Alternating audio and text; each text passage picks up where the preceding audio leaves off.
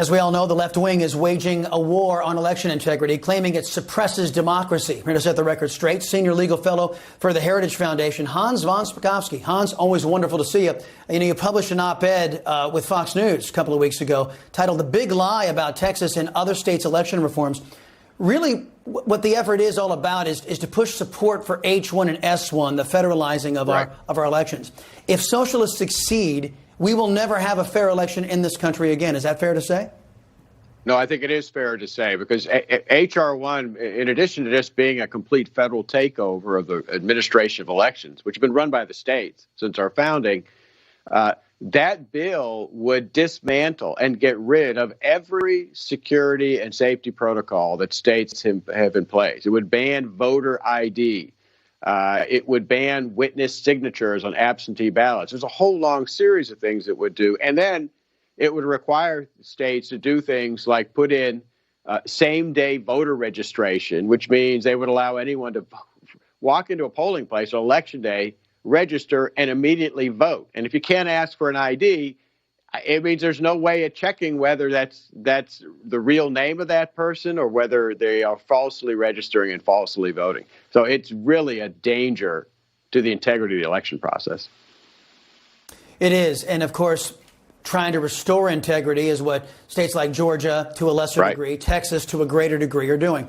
Last week, the Department of Justice warned states conducting or attempting forensic election audits to, quote, tread carefully. Now, this is a threat. It's not only an attempt to dissuade states from partaking in their constitutional duty, as you already articulated, to set election laws, but it's meant to have a chilling effect. Am I wrong there? No, you're absolutely right, because, in fact, there is no federal statute that gives the Justice Department the authority to prevent an election audit. They're making the false claim that somehow election audits are discriminatory, which, of course, is an absurd claim. And in the 55 years that the Voting Rights Act has been in place, the Justice Department has never, ever asserted that somehow conducting an election audit is a violation of federal law. That's just another sign of how partisan the people are who are running the Justice Department. Yeah, and how afraid they are. So meanwhile, these audits are cropping up everywhere in states.